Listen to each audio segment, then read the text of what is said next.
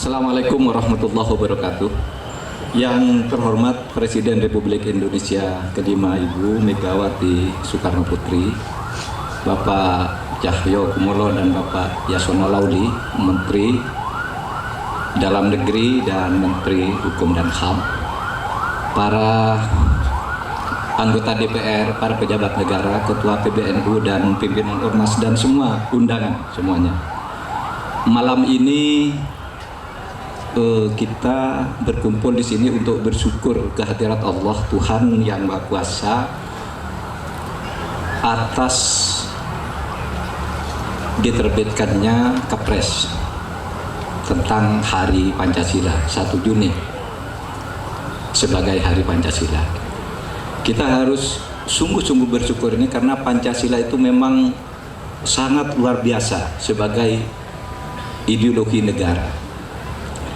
Bayangkan Pancasila itu bisa mempersatukan orang di 17.504 pulau menurut data di kantor Pak Cahyokumolo tahun 2010. Ini data Kemendagri sampai tahun 2010 itu 17.504 pulau, 1.340 suku bangsa dan 736 bahasa daerah dengan 6 agama yang disebut di dalam peraturan perundang-undangan. Masih ada lagi yang tidak disebut. Kita bisa bersatu dan bisa rukun itu. Saya pada tanggal 27 Oktober kemarin diundang untuk memberikan ceramah atau penjelasan tentang ini di American University of Beirut di Lebanon. Dia menanyakan, mengapa Indonesia itu bisa begitu hebat bersatu dengan gambaran pulau, suku dan sebagainya tadi. Saya katakan karena kita punya dasar ideologi negara, Pancasila, yang bisa mempersatukan kami sehingga kami bersyukur mempunyai Pancasila itu. Bayangkan, saya katakan, India itu berdiri dulu tidak mampu mempertahankan keutuhan dirinya. Karena atas nama perbedaan agama pada tahun 47 Pakistan menyatakan saya berdiri sendiri karena Pakistan itu adalah orang Islam sedangkan India itu adalah Hindu. Berdiri negara Pakistan tahun 47 karena perbedaan agama. Pada tahun 71 karena perbedaan kulit, perbedaan kedaerahan, Bangladesh menyatakan saya pisahkan diri dari Pakistan karena Anda orang Barat yang sok pinter itu adalah berbahasa Urdu sedangkan kami kulit gelap ini berbahasa Bengali. Di Indonesia tidak ada perpecahan karena agama, tidak ada perpecahan karena warna kulit, tidak ada perpecahan karena bahasa. Lalu ditanya, mengapa begitu kuat Pancasila itu di Indonesia? Saya katakan karena Pancasila itu tumbuh dari bawah. Bung Karno itu bukan menyusun Pancasila tapi menggali Pancasila lalu merumuskannya disampaikan kepada bangsa itu. Itu tumbuh secara alami dari kehidupan ribuan tahun bangsa Indonesia. Jadi kokoh kebersatuan kami itu. Sebelumnya saya diundang untuk menyampaikan ceramah atau penjelasan tentang Mahkamah Konstitusi di Maroko, di Casablanca, di depan Ketua MK 34 negara yang pernah dijajah Prancis sehingga negaranya itu berbahasa Prancis. Saya tidak bicara Pancasilanya, tapi yang terkesan bagi saya ketika saya diperkenalkan oleh Ketua Mahkamah Konstitusi Maroko ketika itu, beliau mengatakan, saya perkenalkan ini Mr. Mahfud, Ketua Mahkamah Konstitusi Republik Indonesia yang merupakan Mahkamah Konstitusi masuk 10 terbaik di dunia pada saat itu. Tapi saya tidak bangga dengan 10 terbaiknya itu karena itu sudah diketahui orang, sudah masuk di dalam Harvard Handbook, sudah ada. Yang saya bangga itu begini, dia mengatakan begini, saya tidak kenal Mr. Mahfud kecuali melalui Google dan YouTube sedikit, tapi saya kenal Bung Karno. Kata orang ini, kata Ketua Mahkamah Konstitusi. Saya kenal Bung Karno. Tahun 55 saya menjadi anggota generasi anak muda datang ke Bandung untuk konferensi Asia Afrika dan saya sangat kagum dengan Pancasila dan Dasar-sila yang dibuat oleh Bung Karno, kata beliau. Lalu yang mengharukan lagi, dia mengajak saya berdiri dan menyanyikan lagu Halo Halo Bandung. Hafal dia lagu Halo Halo Bandung itu. Nah, hadirin sekalian, jadi Pancasila itu begitu kokoh mempersatukan kita, mari kita jaga bersama-sama. Akhirnya saya ingin sampaikan tantangan kita ke depan apa? Pancasila itu dulu kuat, diserang oleh kekuatan ideologi lain, diserang oleh pemberontakan bersenjata, kita lawan, menang.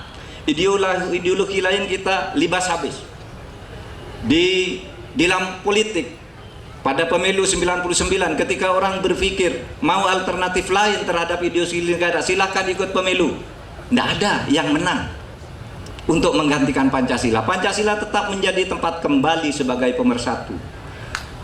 Dari sudut akademis, di kampus-kampus Pancasila, saya belajar hukum tata negara.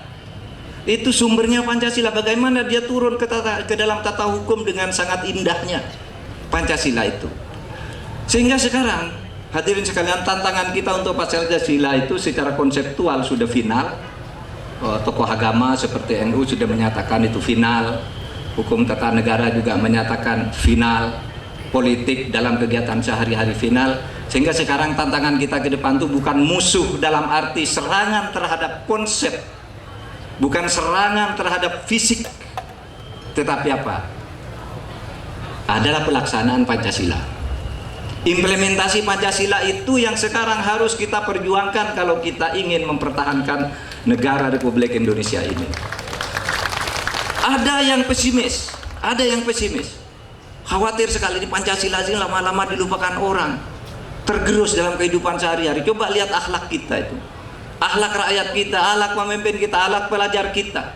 Yang tidak lagi sopan terhadap guru, tidak lagi sopan terhadap muridnya.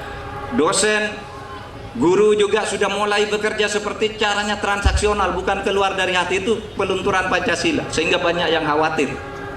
Tetapi hasil survei yang dipublikasikan 2 hari lalu oleh sebuah media nasional, itu ternyata generasi muda itu 99,2% masih meyakini bahwa Pancasila itu adalah ideologi yang tepat dan terbaik bagi Indonesia.